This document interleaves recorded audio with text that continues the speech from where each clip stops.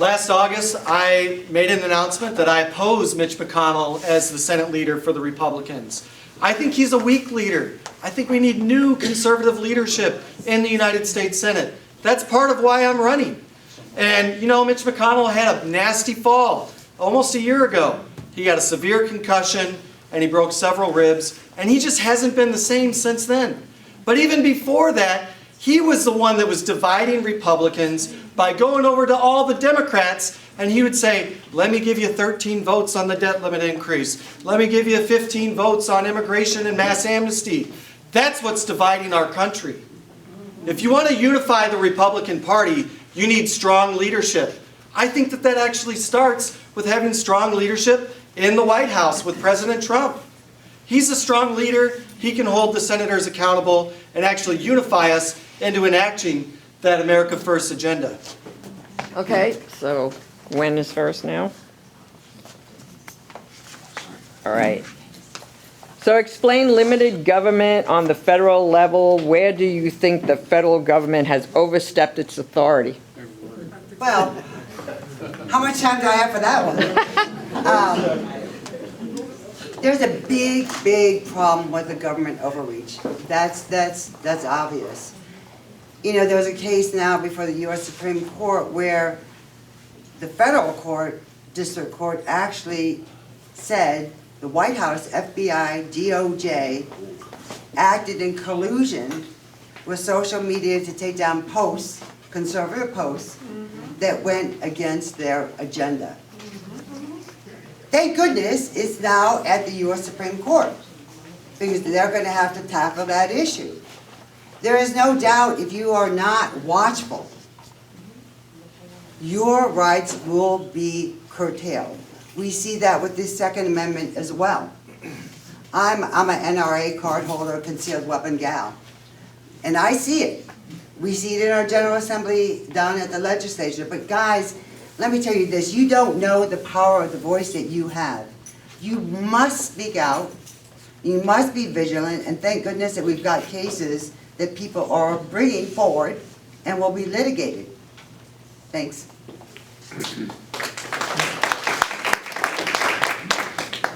You have to stop the nonsense. We all know that the federal government is out of control. I'll give you an example of what you can do as it relates to the government's overreach. When Donald Trump was president, one of the first executive orders he signed, this is a good one, right, because it stayed within his constitutional confines, right? The Senate is Article 1. He stayed within his constitutional guidelines and said, if you want to write a regulation to implement laws that the Congress passed, and that is required these days, the Federal Register is more important than it should be, but it exists, and we have to deal with it. Trump's rule, if you want to propose and implement a regulation written by bureaucrats in Washington, and you got to find 2 from your agency to take off the Federal Register, what does that do? That reduces the regulatory burden on everybody in this room. It allowed us to move into energy independence and energy dominance. Those are the kinds of things you need to have represented for you in the U.S. Senate. Here's an example. Raise your hand if you know who Joe Manchin is. Every Republican in this room knows who Joe Manchin is. Let's pretend we're in Cleveland, Ohio, and I ask the same question. Raise your hand if you know who Tim Kaine is. Most people wouldn't know, right? Because he's not standing in the breach to keep 13 members off the Supreme Court. He's not standing in the breach for D.C. and Puerto Rican statehood. He's not standing in the breach to preserve minority rights in the Senate. You need a Virginia senator, somebody that represents the Commonwealth of Virginia, that will stand in the breach to stop the nonsense and serve you. Thank you. Okay.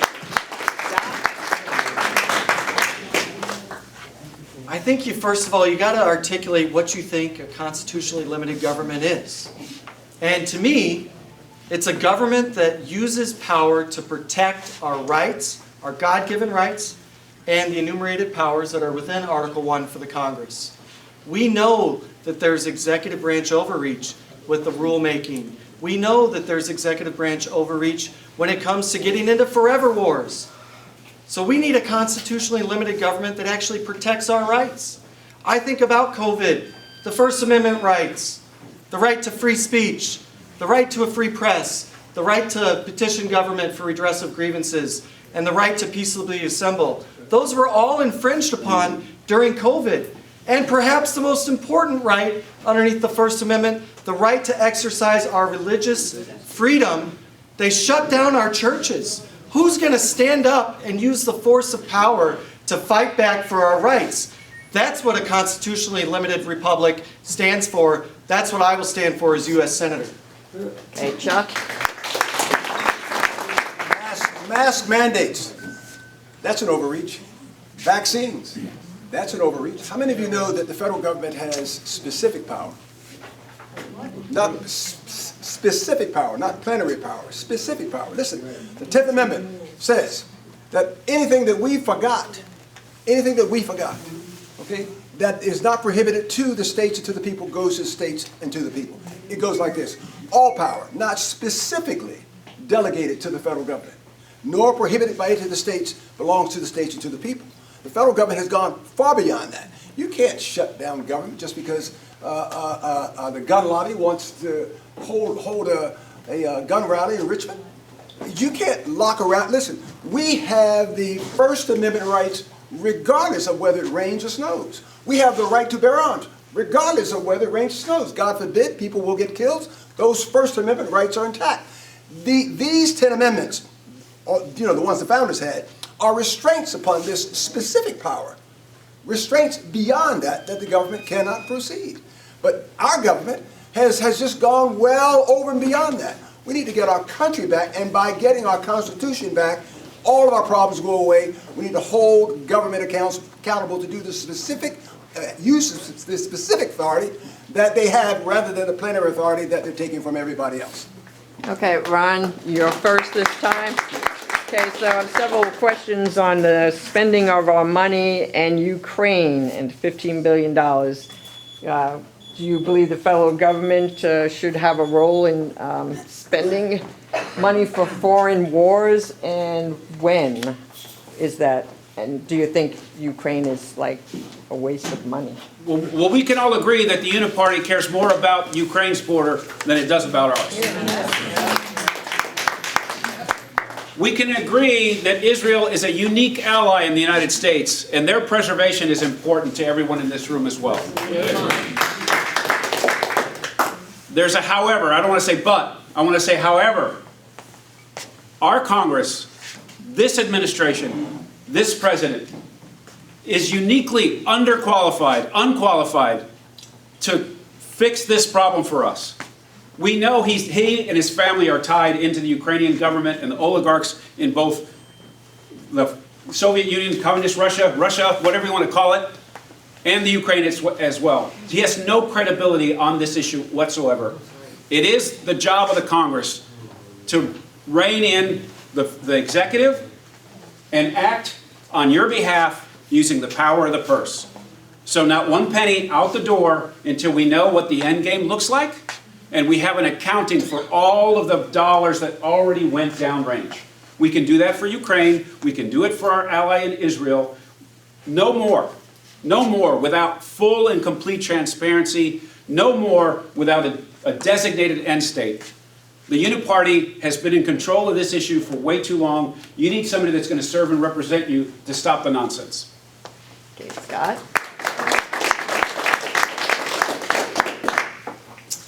I'm the youngest in this race, even though I have 18 years experience working in the Congress and working on federal policy. I was a sophomore when 9/11 happened. It was my colleagues and classmates, and it was my friends that went and fought in Iraq and Afghanistan. I never wore the uniform, and I'm grateful to everybody that has and has sacrificed their time, their lives, their future, really, on behalf of a grateful nation. But I oppose forever wars, and I'm pretty clear about this. I think we actually need to do everything possible to avoid World War III. And my deepest concern is that if we continue to fund Zelensky, who's totally corrupt, it's just going to draw us closer and closer and closer to World War III with Vladimir Putin and China. We have to stop that. We have to stop the saber rattling. And I do think that if we have stronger leadership at the Resolute desk, we can prevent World War III. The reason that Vladimir Putin is challenging and invading Ukraine is because Biden is so weak, and they know that he's corrupt. He's right. This is a real problem. I believe that's an impeachable offense. Joe Biden is why we have this conflict. We need to have stronger leadership in the White House, and we need to have a unified voice out of the United States Senate that says we're not going to fund forever wars. We're going to have national security. That's what America First is. Invest through peace, through strength, and I believe that that's the way forward. Okay, Do we want to continue sending our children to pointless foreign wars? This is Biden's war. You see, Trump knew that you could only push NATO so far. Biden didn't know that. Biden didn't have the experience nor the intelligence to know that Russia was going to back up only so far. Do you remember, how many of you remember the Cuban Missile Crisis? yeah. What did we say? What did Kennedy say? Right? We said, no, you're going too far. We pushed back, and this is exactly what Russia did. Trump knew that. Trump had the foresight to know that you can only push NATO so far. You can't go in someone's backyard and want to get all the bullies together because Russia is seeing what's happening in Russia, just like the United States did during the Bay of Pigs. They said, no further. We have to get people who understand foreign policy. We have to get people who understand what's happening in the world. People don't like Trump for whatever the reasons are. I really don't care. But Trump, the best president we've ever had, Trump understood foreign policy. And when Trump was president, you didn't have balloons flying over our skies. When Trump was president, you didn't have these knuckleheads threatening, like Iran, threatening and funding these wars. People, we have no American interest whatsoever in the Ukraine war. Okay, Gwen, if you're going to use the mic, push the button on the bottom and then put the lever up. I'm sorry, say, push the button on the Push the bottom. button on the bottom. No, this, and then up. All right. Look, it's unfortunate that we're in a war with Ukraine, that it's a result of weak foreign policy. But the fact of it is, we are there. Ukraine happens to be a strategic position for the U.S. because of their mineral deposits, and they have natural gas. And if we pull out now, what's going to happen? Who's going to come in and take over the entirety of Ukraine? Exactly. And that's danger because that's a change in the balance of world power. I believe that we can resolve this war with diplomacy. We do need accountability about the funds and the end game, but we must resolve this war as quickly as possible because we do not want Russia to win. So let's come to the table and figure out a solution. Okay, so Scott, you go first this time. NATO. Last month we had a couple of cisgender candidates advocate leaving NATO. What is your position on this issue? Yeah, so I think that we are involved in way too many national organizations that bring in allies where the United States is totally funding the full budget. This also goes with the United Nations. The United States is the strongest, most powerful country with the best war fighters, the best technology, and we need to continue to invest in all of that. I think that's actually what America First means. And when we get into these alliances, it doesn't mean that you can't be a part of a strategic relationship with another country in the future, right? But I think that when you are wedded to the idea of saying, no matter who gets attacked by whoever else, we are going to unify and defend this other country. You know, obviously with Ukraine, we're going back to that question, people say, well, maybe Ukraine should be a part of NATO, right? They never had their membership accepted. And still we have people saying we need to defend them because they're basically a NATO ally. I think that we need to concentrate on the United States of America, and that's where our investments need to lead. If we do have true friends that are needing our assistance, that needs to be a debate before the Congress, and obviously there should be the advice and consent of senators through passing law and military authorization to ensure that we have any sort of a war. These wars are not authorized right now, and instead they say, well, we have war powers, we have the ability to say this is a national security threat, and there's an imminent attack on the United States of America. If there is an imminent attack, I do believe the executive, the commander-in-chief, has the ability to respond accordingly to that immediate threat, but it doesn't mean draw us into forever wars with other countries. Okay, Chuck? So I believe we need to think long and hard about all the money that is being sent out and used in NATO. And we have countries that are not paying their full share. We are the giant. We are the elephant in the room when it comes to NATO, and everyone knows that. And so they look to America to fund all these programs and support all these nations' share when the nations are not covering their own share. You know what just gets my gut is how we allow the UN and people to come to the UN, and these people that actually come to American soil during these years talk about this country. How does that happen? Right, and I think Trump got it right. I think probably the only thing that Nikki Haley got right was when she stood up for Trump in saying to some of these countries, hold it, we need to hold you accountable. If you're going to talk about America, maybe we need to talk about you paying your full share. Right? We need to have policies that are beneficial to the United States, beneficial to America. Trump knew that, and under Trump, we didn't see China on the uprise. We didn't see Russia on the uprise. We didn't see a lot of flap that was coming out of the UN, but now people see how weak Biden is, and anything goes, everything goes. Okay, Gwen? Look, does it make a difference? We live in a global world. We no longer we can't be isolated. We've got a whole world. We've got an economy that we're trading with countries around the world. Don't we need allies? Don't we want alliances? We have to have each other's back. And for countries who have second thoughts, we need to find out from them what's going on. Why are you pulling out? What can we do differently? Because we need friends. If we're going to be the leader in the world, we have to be the leader in the world. And even if that means paying a little bit more share than other countries, they are looking up to us to lead. So let's lead. Let's get our allies. Let's make peace and figure out how we can collectively control the world for democratic principles. Ron? I agree that we need to be good to our friends and allies, but we also have to stop supporting the people that hate us. Why are we giving a red cent to Iran? Why are we giving them anything?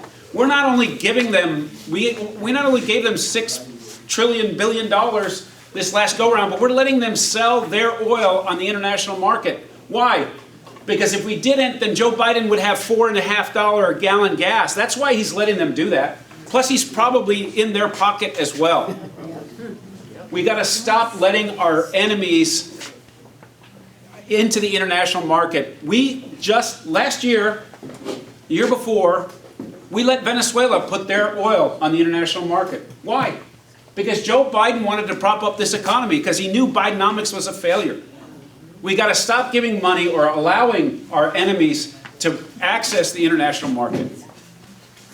And NATO was designed to protect the West after World War II. All of those other countries are supposed to be in that fight with us. They're supposed to be given 2% of their GDP. And if they're not, then we're going to stop. We're going to limit to where we are. We can't keep giving money that we don't have. We can't keep printing money that we don't have and expect this to get better. If we are the #1 world superpower, we are the best nation on the planet. We need to act like it. Okay, so I believe, Chuck, you're first this time. Do you believe illegal aliens should be entitled to any form of financial or social welfare support from taxpayers, including such support as driver's license? What are we going to do with the border? Absolutely not. Absolutely not. The way to come into my house is you come through the front door. The way to come to the United States is you come in the front door. A lot of the people that are coming into this country, particularly from the South, are coming in the back door or the side door. And then when they get there, they're demanding things. We've already seen our schools overrun. We've seen our hospitals overrun. We've seen them get driver's licenses. Now the knuckleheads in Washington are talking about voting rights. How does this happen?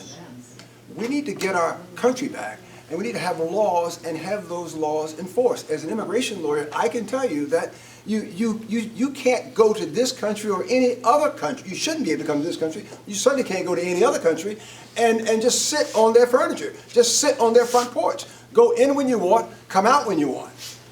We need to hold people accountable who are allowing the influx of illegal immigration, fentanyl trafficking, drug trafficking, sex trafficking, human trafficking to flow through these illegals who are coming into this country. I think, again, I say Trump a lot, but Trump got it right. You want to come to the United States, where are the doctors? Where are the lawyers? Where are the engineers? Why do we always get the drug dealers? Why are we always getting the worst of the crowd, right? As an immigration lawyer, I can tell you there are two things we need to do. When we're overrun with water, in a tub, do we unplug it or do we stop the flow? We do both. We should stop all immigration until we get, there used to be 11 million people, now 20 million people out of this country. Period. Well, this should be right up your alley, Gwen. Yes, immigration is up my alley. Look, the problem is, once a person puts a foot on U.S. soil, we've got legal obligations and responsibilities. No, we do.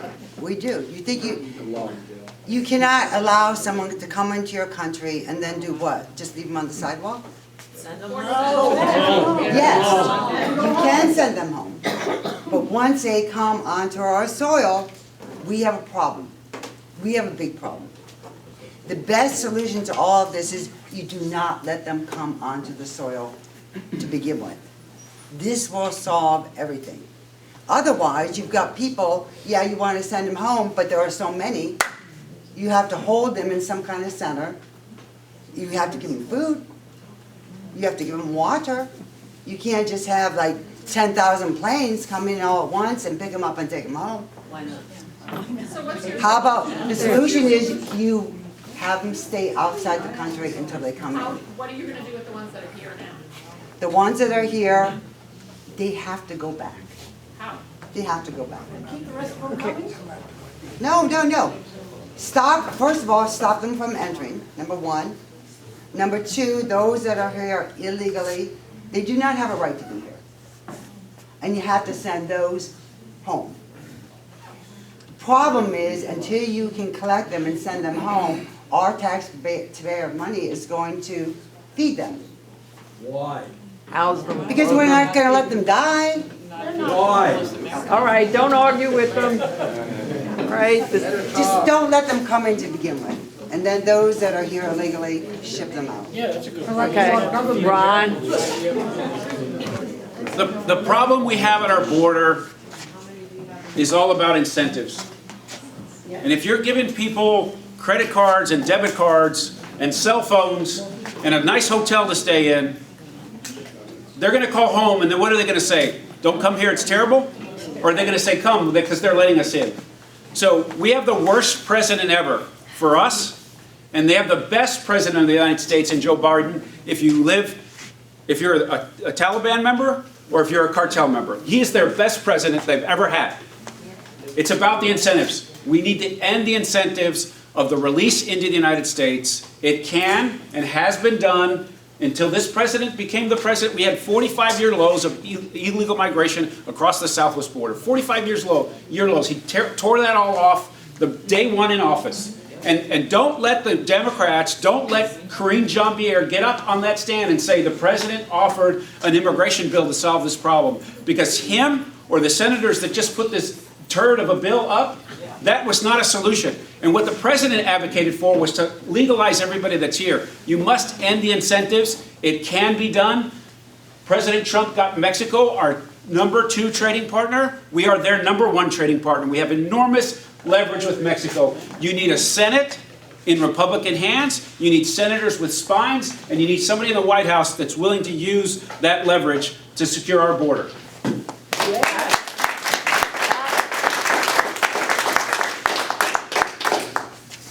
We know that public safety is a national emergency. And what's causing all the crime in America? It's number one, the youth, and number two, the illegal alien population. Number one, I support reinstating Donald Trump's Remain in Mexico policy that Joe Biden has turned off. Number two, we need to make sure that instead of catch and release and process us into America and give them all these benefits and allow them to stay here for 3 to 5 years until they even see a judge to hear their asylum claim, we should have catch and deport. We know how costly it is on our public health system and hospitals, on our law enforcement community, and our public education system. I talk to teachers all the time. They're incredibly frustrated. They feel like they have kids that sit in their class that don't speak English. They feel more like babysitters than educators. We need to make sure that our illegal immigration problem is solved by building the wall.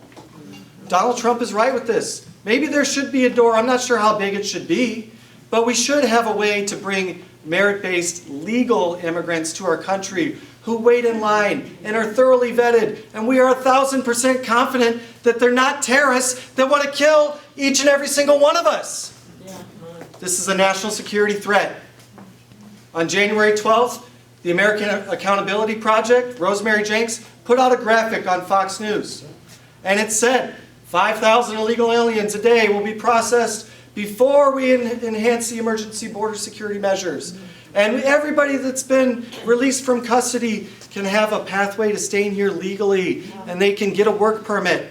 I came out on January 12th, strongly opposed to that legislation. I've been working with the senators that have endorsed me, like Mike Lee, Ted Cruz, Tommy Tuberville, and Pete Ricketts, to shut that bill down. It was defeated in the Senate this week. We don't have time for any more questions, but we'll just give you like 2 minutes to closing comments, remarks. Tell us anything you want to tell us, how we can support you, where your website is, anything. Go ahead, Gwen. Yeah, thank you. Thank you very much, everyone, for having me here and allowing me to introduce myself to you. I think we've hit the major topics, which is the border crisis, national debt, foreign policy, and to try and support America First values. You can find me at hickmanforsenate.com.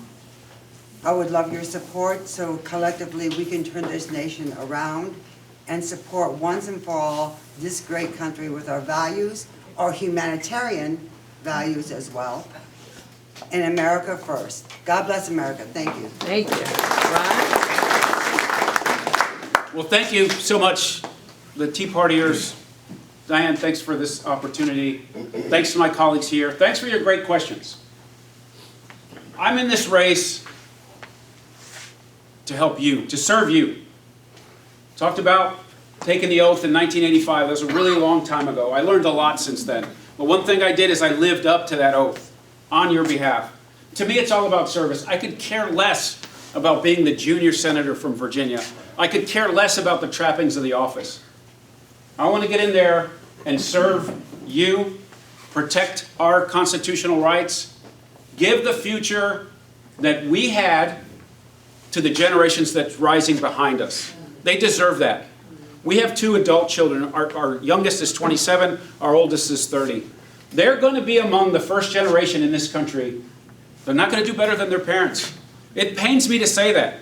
They both are fully employed. They both work their behinds off. But we're in a situation in which the American dream is becoming unaffordable.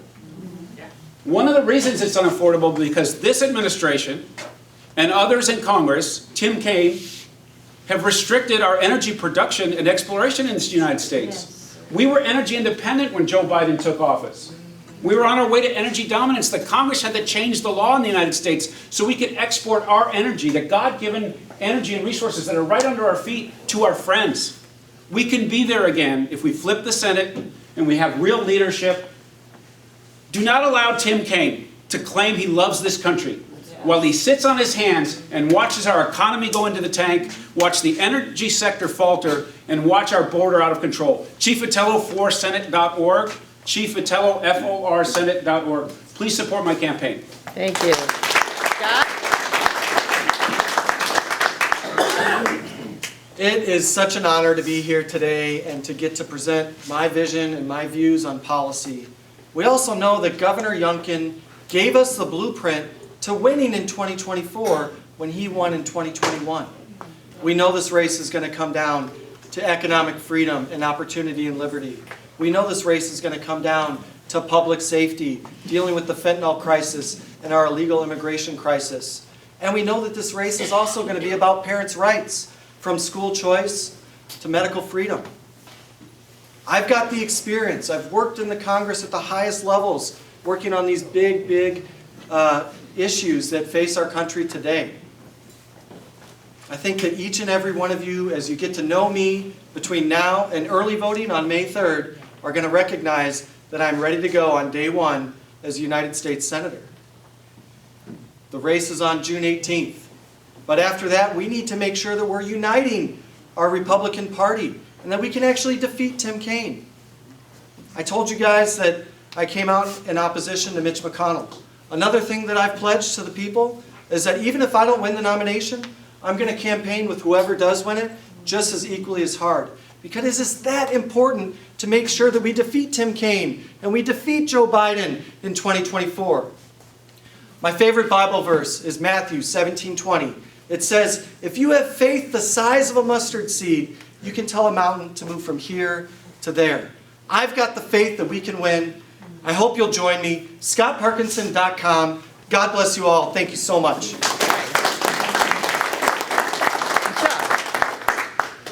We need to get our country back. Think back to the time when all of this went wrong. When all of this went wrong, the next president of the United States said, the greatest threat to the United States, to America, is ourselves. We have the responsibility. You have the responsibility. We have to get our country back. We've got to get our freedoms back. We've got to get our values back. We've got to get God back. When we look out upon the United States, when we look out upon our families, our yards, our schools, how is it that we have allowed these things that are happening to us to happen? Your United States Senator is not running for a title. He's running for responsibility to work in the trenches of the United States Senate, of the Congress, to work with the next President, Donald Trump, to help us get this nation back, so that our children and our children's children will once again be able to say those words. I remember them so well. God help us. God save this country. It went something like this. We as Americans, we as Republicans, do not strengthen the weak by weakening the strong. Raise up the wage earner by tearing down the wage payer. Help the poor by destroying the rich, or do for men and women permanently what they can and should do for themselves. We can do this for ourselves, ladies and gentlemen.